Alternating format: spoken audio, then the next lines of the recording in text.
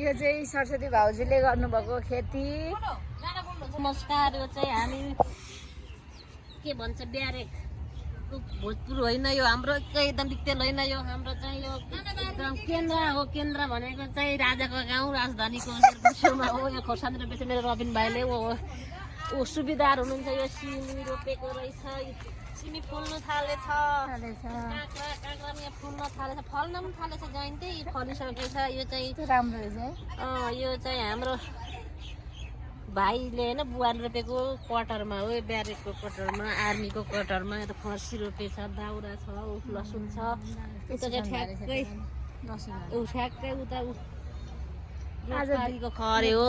आज त फेरि दिन पनि खुलेको छ। दिन पनि खोलेको छ, के छ लु गर अब छ। यो चाहिँ आर्मीको क्वार्टर हो।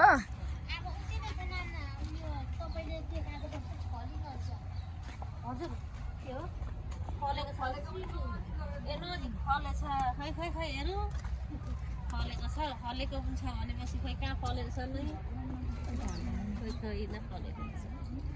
टमाटर छ, टमाटर पनि साह्रो ठुल्ठुलो फलेछ।